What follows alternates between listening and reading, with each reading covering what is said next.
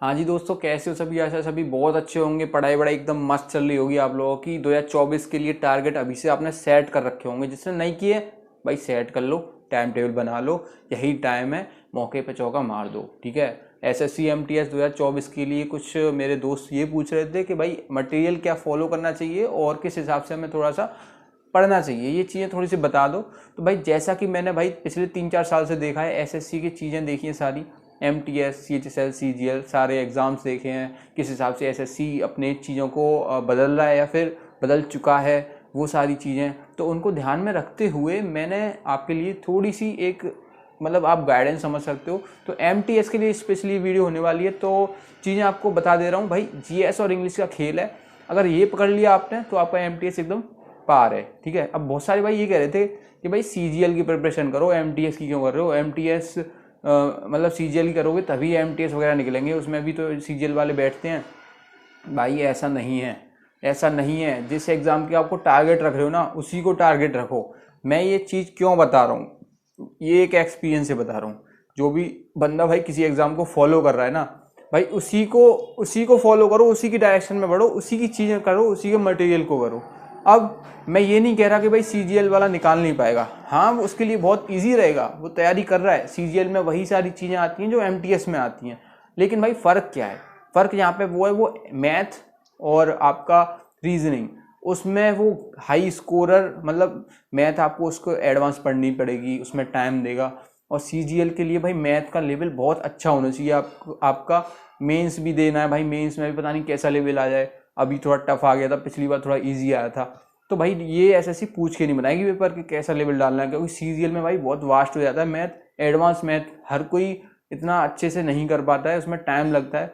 और भाई वो टाइम अगर आप जीएस और इंग्लिश में लगा दो ना कंप्लीट अपना, तो भाई आपकी कमांड इतनी अच्छी हो जाएगी। चाहे आप सीजीएल वाला बैठे, चाहे आपका कोई भी एफकेट वाला बच्चा बैठे, आप उसको मतलब क्लियर कर दोगे। वो करे या ना करे, आप कर दोगे। तो मैं यही चीज़ आपको बताना चाह रहा हूँ कि भाई आपको अगर एमटीएस टारगेट रखना है तो भाई वैकेंसीज तो देखो इनसे ज़्यादा ही आएंगी। सीएचएसएल सीजीएल से ज़्यादा चांसेस हैं वैकेंसीज के एमटीएस में। तो मैं ये नहीं कह रहा भाई आएंगी आएंगी, और भाई ये भी नहीं कह रहा कि आप नहीं एमटीएस पे ही फोकस रखो। आपका जिस एग्जाम को लग रहा है ना कि भाई मेरे को ये टारगेट रखना है, मेरे पास इतना टाइम है, आपका जो भी मन है भाई वो करो। आप लोग पुलिस का करना है भाई पुलिस का टारगेट करो, और भी अदर कोई स्टेट एग्जाम है उसका टारगेट करना है वो करो। लेकिन भाई अपना एक सिस्टमेटिक वे में चीज़ें करो। भले ही आप, मैं बता रहा हूँ, अगर आपको करना है ना भाई सीएचएसएल का, सीजीएल का, कर सकते हो आप, ये नहीं कह रहा मैं। लेकिन भाई उनको सब्जेक्ट को थोड़ा कम टाइम देके आपको जीएस इंग्लिश पे रिवीजन प्रैक्टिस ये ज़्यादा करना पड़ेगा एमटीएस के लिए। क्योंकि भाई एमटीएस में भी 10th करके ही हर बच्चा अप्लाई कर सकता है, तो कंपटीशन में बहुत है, कम नहीं है कंपटीशन। तो स्टार्ट करते हैं वीडियो को। सबसे पहले मैं जीएस को ही ले लेता हूँ। जीएस में आपको देखो भाई तीन चीज़ें बेसिक होती है किसी भी एग्जाम को प्रिपेयर करने के लिए। पहला, सिलेबस करो उसका कंप्लीट, ठीक है। दूसरा, आप हर चैप्टर वाइज जो भी आप सिलेबस करते जा रहे हो उसके एमसीक्यूज भी लगाते जाओ। तीसरा, फुल मॉक लगाओ। रिवीजन तो मैं भूल ही गया भाई, रिवीजन है इनमें 3 में 1 में रिवीजन। पहला, आप सिलेबस करो कंप्लीट। दूसरा, प्रैक्टिस के साथ जो भी आप क्वेश्चंस कर रहे हो पर्टिकुलर चैप्टर के, फॉर एग्जांपल आपने एक चैप्टर पढ़ लिया, उसी के क्वेश्चन करो। अब जैसे कि जीएस है, जीएस में आपने पूरा एंशिएंट पढ़ लिया, एंशिएंट के क्वेश्चन लगाना स्टार्ट कर दो। साथ के साथ अपना मिड वाला भी करते रहो, एंशिएंट के क्वेश्चन लगाना स्टार्ट कर दो। जहां आपको लग रहा है एंशिएंट के क्वेश्चन भाई बन नहीं रहे हैं, उस चैप्टर को दोबारा खोल लो, दोबारा से पढ़ो। मटेरियल आप सबके पास पहले से होता है, लेकिन मैं फिर भी बता दे रहा हूँ आपको। फॉलो करना चाहते हो तो आप देखो लूसेंट की ये वाली बुक आती है, नीली वाली आती है, ये हिंदी में होती है, और एक इंग्लिश में आती है, इंग्लिश वाली मेरे पास रखी हुई है, ठीक है। इसको फॉलो कर सकते हो जीएस के लिए। मतलब ओवरऑल जीएस है, इसके अलावा भी बताऊंगा भाई जीएस में क्या करना है। केवल लूसेंट से आजकल काम नहीं चल रहा है जो एसएससी पूछ रही है जिस हिसाब से, तो इसके अलावा और क्या करना है वो भी मैं बता रहा हूँ। क्योंकि भाई पैटर्न तो हम लोग देख रहे हैं ना, पैटर्न हम लोग देख रहे हैं एसएससी कहाँ क्या क्या चीज़ें नई पूछ रहा है, और नॉर्मली इन बुक्स में है नहीं वो, ठीक है। ये फॉलो कर सकते हो। या फिर किरण पब्लिकेशन की ये वाली बुक आती है, ये भी बहुत अच्छी बुक है, ठीक है। मल्टीपल ऑप्शंस हैं, मार्केट में जाके देख लो भाई कौन सी अच्छी बुक लग रही है, या फिर रिव्यू देख लो, ऑनलाइन पड़े हुए हैं। और वो वाला रिव्यू मत देखना जो पेड रिव्यूज़ होते हैं, ठीक है। और समझ सकते हो आप जो मैं बोल रहा हूँ आपसे। तो भाई ये फॉलो कर सकते हो आप, किरण पब्लिकेशन की है। और मैं ज़्यादा बताऊँगा नहीं, लेकिन भाई एक अरिहंत की ओर आती है। अरिहंत की बुक भी बहुत अच्छी है भाई, उसमें से आप उसको फॉलो कर सकते हो बिना डाउट के। तो ये सारी बुक्स जो मैंने बताई हैं, तीनों बुक्स, तीनों में से आप कोई भी उठा लो भाई, बुक अच्छी है, कोई भी डाउट नहीं है, बिना डाउट के बुक अच्छी हैं। और ये किरण वाली भी बुक बहुत अच्छी है, इसमें मतलब आपके चार्ट्स दे रखे हैं, सिस्टमेटिक वे में वन लाइनर के फॉर्म में चीज़ें दे रखी हैं। करना कैसे जीएस भाई, अब ये सुन लो, ये तो आपने थ्योरी वाला पार्ट कर लिया, कोई भी बुक उठा लो। अब एमसीक्यूज कहाँ से लगाओगे? एमसीक्यूज भाई आपकी किरण की पब्लिकेशन की ही एक बुक आती है जनरल अवेयरनेस की एमसीक्यूज की, जिसमें टीसीएस के प्रीवियस ईयर ही होते हैं सारे, वो ले लो। या फिर इसके अलावा और अदर ऑप्शंस में क्या क्या है, ऑनलाइन आप निकाल सकते हो, ऑनलाइन प्रीवियस ईयर सारे निकाल लो, ठीक है, उसी एग्ज़ाम के निकाल लो, या फिर आप अदर एग्जाम्स के भी निकाल सकते हो, क्योंकि एसएससी का मिलता जुलता रहता है भाई सारे एग्जाम्स में जीएस की चीज़ें, तो भाई वो निकाल सकते हो। और या फिर ऐसी कोई बुक आती हो अदर पब्लिकेशन की, मैं ये नहीं कह रहा भाई यही फॉलो करो, तो भाई प्रीवियस ईयर क्वेश्चन जरूर, क्योंकि भाई देखो इसकी लूसेंट की भी आती है जिसमें केवल एमसीक्यूज होते हैं, लेकिन भाई उसमें एसएससी के नहीं मिलेंगे आपको, उसमें यूपीएससी और स्टेट पीसीएस ये सारे भी मिलते हैं। तो इसीलिए कह रहा हूँ मैं आपको, मतलब एमसीक्यूज चैप्टर वाइज लगाने ही लगाने हैं। जो चैप्टर करते जा रहे हो, एंशिएंट पढ़ लिया है पूरा, या तो तब लगाना स्टार्ट करो, और साथ के साथ भी कर सकते हो स्टार्ट, जैसे सिंधु सभ्यता पढ़ ली पूरी आपने उसकी, और या फिर आपने जैसे फॉर एग्जांपल मुगल काल पढ़ लिया, मिड में आता है जो, ठीक है, तो उसके जैसे चैप्टर खत्म हुआ एमसीक्यूज लगाना स्टार्ट करो, साथ में अगला चैप्टर भी पढ़ते रहो, तो इस तरीके से करो। ऐसे ही अब इंग्लिश पे आते हैं, ठीक है। अभी जीएस में ये और बताऊंगा एक्स्ट्रा क्या चीज़ें पढ़नी जो एसएससी लगातार चीज़ें पूछ रहा है ना एग्जाम्स में, वो भी बताऊंगा। जैसे कुछ एक्स्ट्रा मतलब होता है ना, मतलब एक्स्ट्रा ऑर्डिनरी चीज़ें पूछ रहा है एसएससी, तो वो बताऊंगा क्या पढ़नी है। तो देखो इंग्लिश की बात करें, इंग्लिश में भी चीज़ें सेम है, आपको पहले सिलेबस कंप्लीट करना है अपना, साथ के साथ भाई जो भी चैप्टर करते जा रहे हो उसके पहले एमसीक्यूज लगाओ, ठीक है, उसके पर्टिकुलर एमसीक्यूज लगाओ। क्यों बोल रहा हूँ ऐसा मैं, क्योंकि आपको स्टार्टिंग में ऐसा नहीं लगेगा कि भाई ये तो भाई टफ है, मेरे से तो बन ही नहीं रहे। जब आप चैप्टर पढ़ के तुरंत लगाओगे ना, तब आपको थोड़ा सा इजी लगेगा कि हाँ भाई मुझे पता है कि मुझे एरर कहाँ ढूंढना है, और वो एरर मतलब आपको मिल भी जाएंगे आसानी से। फिर मज़ा तब आएगा जब आप 3-4 चैप्टर कर लोगे, फिर उनके आप मिक्स्ड क्वेश्चन लगाओगे, ठीक है, वहाँ मज़ा आएगा। अब फॉर एग्जांपल आपने एक चैप्टर पढ़ लिया, उसके एमसीक्यूज लगा रहे हो, और अगला चैप्टर साथ में पढ़ रहे हो इंग्लिश का भी, ग्रामर वाला पार्ट, ठीक है, वो कर रहे हो, तो आप एमसीक्यूज लगाते जा रहे हो साथ वाले।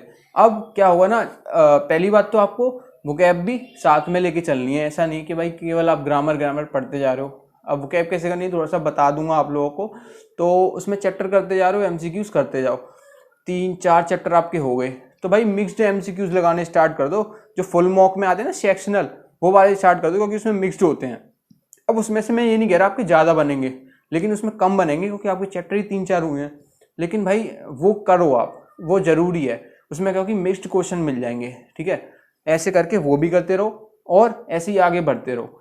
आपका कंप्लीट जैसे ही होता है इंग्लिश, भाई इंग्लिश में कंप्लीट करने में आपको ज़्यादा टाइम नहीं लगेगा, अगर आपने सेंटेंसेस और डायरेक्ट इनडायरेक्ट, ठीक है, नॉर्मल वर्ब क्या होता है और नाउन प्रोनाउन क्या होते हैं, नॉर्मल पढ़ रखे हैं ना, तो आपको ज़्यादा टाइम नहीं लगेगा ऐसा कोई।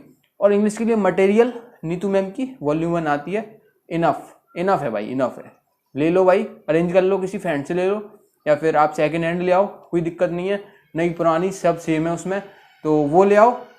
या फिर एक ये वाली बुक आती है, ये भी भाई ये अरिहंत की है, ठीक है, एसपी बख्शी की।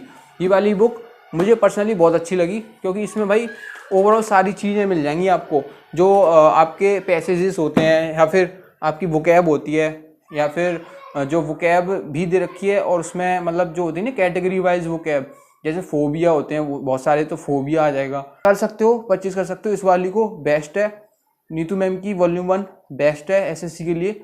इसके अलावा अब वोकैब वाली बात करें, करना वही है भाई आपको। हाँ, एमसीक्यूज के लिए किरण पब्लिकेशन की इसकी इंग्लिश की बुक आती है, इंग्लिश की बुक यहीं कहीं रखी होगी, देखो भाई ये वाली बुक आती है किरण पब्लिकेशन की। अब इसमें क्या है ना, CGL, CHSL, MTS सभी के क्वेश्चंस आपको मिक्स्ड मिल जाएंगे, और उस पर नीचे क्वेश्चन के लिखा होगा किस ईयर में पूछा गया है। और आपको इसमें भाई देखो लेटेस्ट ले लेना, कोई दिक्कत नहीं है, आप 1 साल पुरानी भी ले सकते हो, सेकेंड हैंड मिल जाए तो उसमें भी कोई दिक्कत नहीं है। मेन चीज़ है आपकी प्रैक्टिस होनी चाहिए। जैसे चैप्टर कर रहे हो ना भाई, जैसे कि इसमें चैप्टर वाइज ही दे रखा है जैसे कि लिंक इसका डिस्क्रिप्शन में मिल जाएगा, जो भी मैं बुक्स बता रहा हूँ ना, तो ढूंढ के मैं लिंक इसका डिस्क्रिप्शन में दे दूंगा। जैसे कि इसमें चैप्टर दे रखे हैं सारे, ठीक है, ये चैप्टर दे रखे हैं। अब इसमें जैसे कि कॉमन एरर वाला चैप्टर दे रखा है, इसमें कम से कम इसमें 2000 से ऊपर क्वेश्चंस हैं। तो आप कॉमन एरर्स वाला खोलोगे ना तो आपको मिक्स्ड क्वेश्चन मिलेंगे। तो आपने जैसे इंग्लिश का सिलेबस कंप्लीट कर लिया, आप मिक्स्ड क्वेश्चन लगाने में तब मजा आएगा, क्योंकि आपको ये नहीं पता रहेगा कि भाई किस चैप्टर में से कौन सा एरर हो सकता है। तो वहाँ पे आपकी चीज़ें और अच्छी होती जाएंगी डे बाई डे। और प्रैक्टिस भाई मतलब धुआंधार करनी है इसमें से, बुक में से। और यही बुक बेस्ट है मेरे हिसाब से तो, क्योंकि CGL, CHSL, MTS सारे मिक्स क्वेश्चन मिलेंगे। और आप अगर केवल MTS के लगाना चाहते हो वो भी कर सकते हो, लेकिन भाई मेरी मानो तो सभी के लगाओ आप, क्योंकि इंग्लिश तो भाई इंग्लिश है, इंग्लिश एक लैंग्वेज होती है। ये नहीं कि भाई इस एग्ज़ाम के लिए MTS के लिए इंग्लिश अलग है, CHSL के लिए इंग्लिश अलग है, ऐसा नहीं है। ओवरऑल करो, अच्छे से करो, बहुत अच्छी मतलब इम्प्रूव होना चाहिए, बस मेन चीज़ ये है इंग्लिश का। अब सारे चैप्टर्स दे रखे हैं इसमें, सिनोनियम, एंटोनियम्स। देखो भाई सिनोनियम्स में 1400 हैं और एंटोनियम्स भी लगभग 1400 हैं। वन वर्ड सब्स्टिट्यूशन है 1500। तो मतलब केवल इन्हीं को आप कर लोगे ना। और जिसमें ऐसा नहीं है कि भाई ये 1400 ये आपके जैसे सिनोनियम्स हैं, तो सिनोनियम्स के ऑप्शन होंगे ना चारों, तो उनका भी तो वोकैब आपको देखना है। तो एक्चुअल में बहुत सारे हो जाएंगे और बहुत सारे आपको पहले से भी आते होंगे। तो ये सारे तुम्हें भाई लगातार और कंटिन्यूअस वे में करना है। और अब बात आती है भाई जो भी आपके वोकैब आएंगे नहीं या फिर अटकेंगे भाई, उन पर मार्क कर लेना है। मार्क कर लो या फिर अपनी एक कॉपी बना लो अलग, उसमें वो आइडिया और अच्छा है जो मैं कॉपी वाला बोल रहा हूँ। कॉपी बना लो अलग, उसमें भाई ये लिखते जाओ, मीनिंग लिखते जाओ।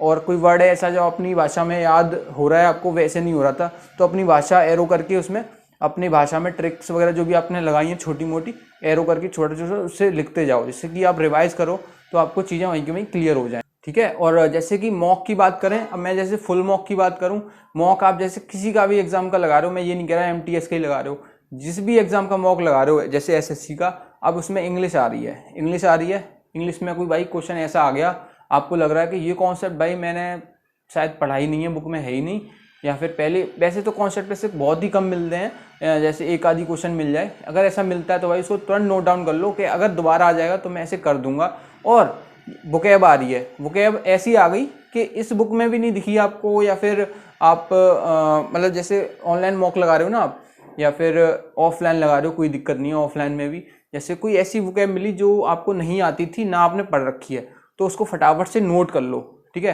क्योंकि नोट नहीं करोगे तो भाई वो गुम हो जाएगी, फिर रिवाइज नहीं कर पाओगे एग्जाम में अगर ऐसा ही कुछ आ गया, ठीक है। और बाकी प्रीवियस ईयर पे फोकस रखना है, कुछ नया एक्स्ट्रा ज़्यादा करने की कोशिश नहीं करनी है। नया ज़्यादा करने की कोशिश करोगे तो भटकोगे, टाइम वेस्ट करोगे। मार्केट में ऐसी बहुत सारी बुक्स हैं, केवल स्पेशली डेडिकेटेड वो वोकैब के लिए बनाई गई हैं। मैं ये नहीं कह रहा भाई वो बेकार हैं या फिर अच्छी हैं, आप परचेस कर सकते हो, वो एक ये फ़ायदा रह जाएगा, आप उसमें पेंसिल लो, वोकैब करते जाओ लाइन से, जो आती है उसको टिक मत करो, जो नहीं आती है उनको टिक करते जाओ। अब जैसे आप रिवाइज करोगे तो आपकी जो वोकैब पक्की होती जा रही है, आपको याद होती जा रही है, उसे इरेजर से इरेज कर दो, या फिर आप उस पर कुछ क्रॉस का निशान लगा दो कि ये मेरे को नहीं करनी है, बाकी ये करनी है, अब ये बची हुई हैं, इनको रिवाइज करना है अच्छे से, जिससे और अच्छे से दिमाग में बैठ जाएं।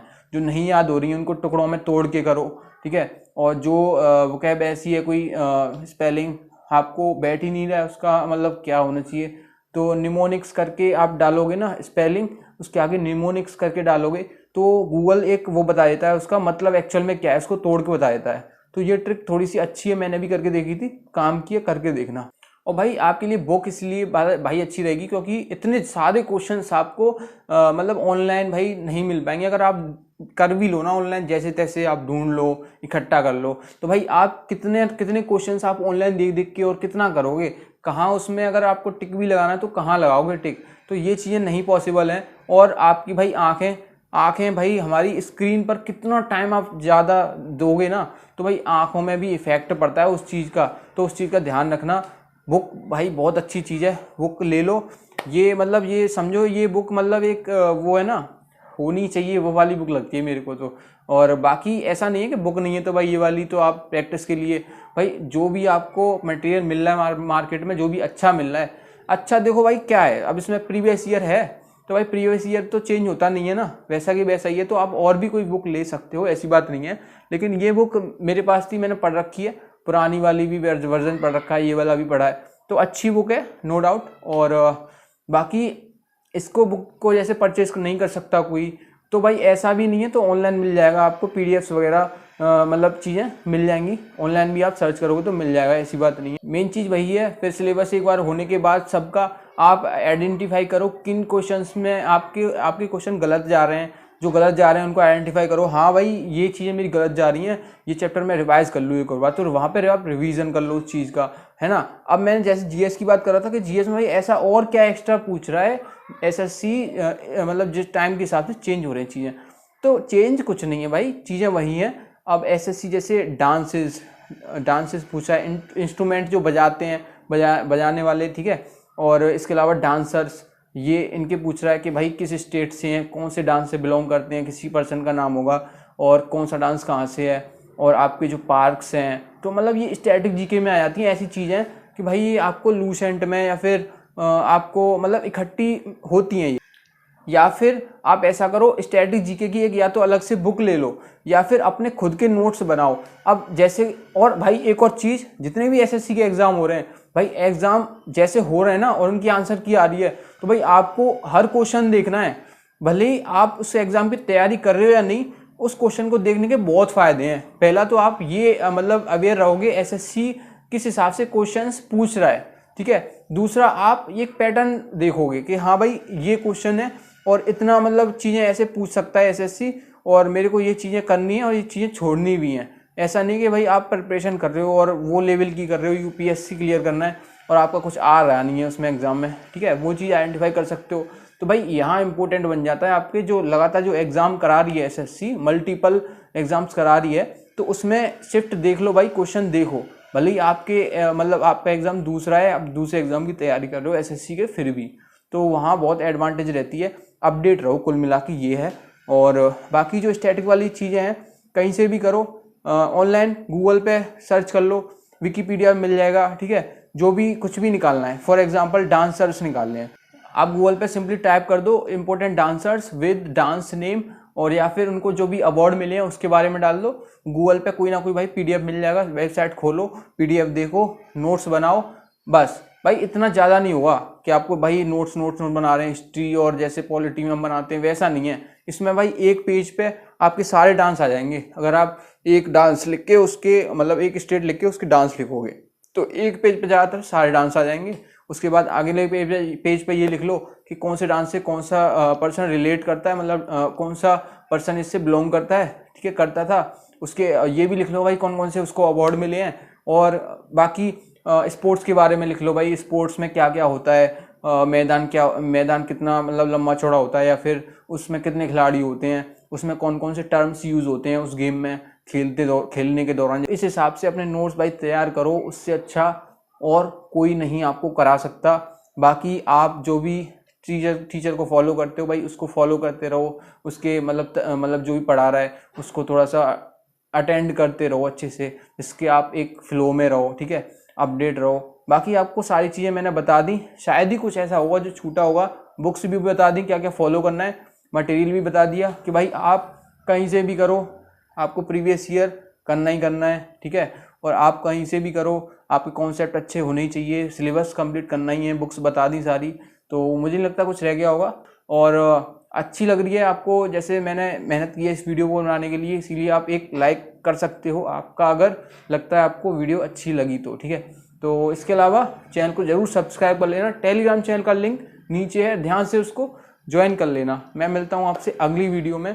और भी कोई डाउट है आपका कमेंट कर सकते हो, पर्सनल मैसेज कर सकते हो, इंस्टाग्राम की लिंक नीचे डिस्क्रिप्शन में है।